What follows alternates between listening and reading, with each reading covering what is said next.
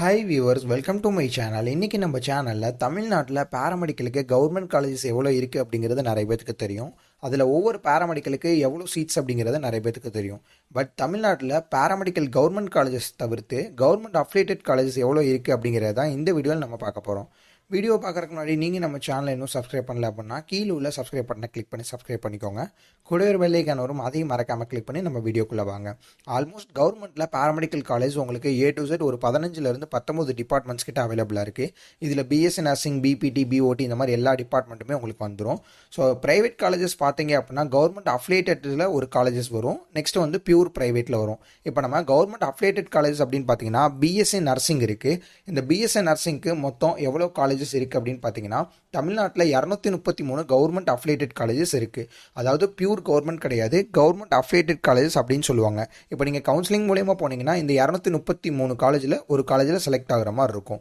அடுத்து பிஃபார்முக்கு மொத்தம் தமிழ்நாட்டில் உங்களுக்கு 92 காலேஜஸ் அவைலபிளாக இருக்குது. இது எல்லாமே வந்து பார்த்தீங்கன்னா கவர்மெண்ட் அஃபிலியேட்டட் காலேஜ். இப்போ நீங்கள் கவுன்சிலிங்கில் பிஃபார்முக்கு போகிறீங்க அப்படின்னா இந்த 92 காலேஜில் ஏதாவது ஒரு காலேஜில் செலக்ட் ஆகிற மாதிரி இருக்கும்.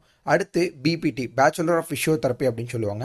இதுக்கு உங்களுக்கு தமிழ்நாட்டில் மொத்தம் 51 கவர்மெண்ட் அஃபிலியேட்டட் காலேஜஸ் இருக்குது. அடுத்ததா BOT, bachelor of occupational therapy. இந்த டிபார்ட்மெண்ட்டுக்கு வந்து பார்த்தீங்கன்னா தமிழ்நாட்டில் உங்களுக்கு மொத்தம் 9 கவர்மெண்ட் அஃபிலியேட்டட் காலேஜஸ் வந்து இருக்குது. ஸோ கவர்மெண்ட் அஃபிலியேட்டட் அப்படின்னா பியூர் கவர்மெண்ட் கிடையாது, நீங்கள் கவுன்சிலிங் மூலயமா இந்த காலேஜில் செலக்ட் ஆகிக்கலாம்.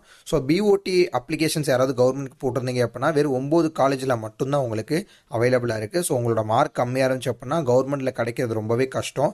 அப்படி இருக்கும்போது ப்ரைவேட் காலேஜில் நீங்கள் ப்ரீ புக்கிங் பண்ணி வச்சுக்கிட்டா மட்டும்தான் சீட்ஸ் வந்து ரொம்பவே ஹோல்டிங்கில் இருக்கும். அதே மாதிரி பிபிடியும் அதே மாதிரி தான், பிஃபார்மும் அதே மாதிரி ரொம்பவே கம்மியான காலேஜ் மட்டும் தான் கவர்மெண்ட் அஃபிலியேட்டட் காலேஜஸ் இருக்குது. இது போக உங்களுக்கு தமிழ்நாட்டில் டீம்டு காலேஜஸ் நிறைய இருக்குது. டீம்டு காலேஜ்னால் இங்கே கவர்மெண்ட் அஃபிலியேட் மூலயமா போக முடியாது. ஃபுல் அண்ட் ஃபுல் வந்து சென்ட்ரல் போர்டு அப்ரூவல், உங்களுக்கு ஒரு India level approval, all India level approval வரும். ஸோ நீங்கள் வந்து எம்ஜிஆர் யூனிவர்சிட்டி கீழே வராது. பட் நீங்கள் அந்த காலேஜில் அட்மிஷன் போகணும் அப்படின்னா கவுன்சிலிங் தேவை கிடையாது, டேரெக்டாக நீங்கள் போய் அட்மிஷன்ஸ் போட்டுடலாம்.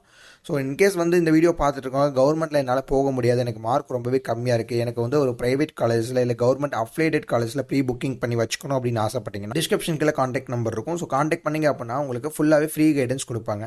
நெக்ஸ்ட் வீடியோவில் இதோட சூப்பரான அப்டேட்டோட பார்க்கலாம். தேங்க்யூ.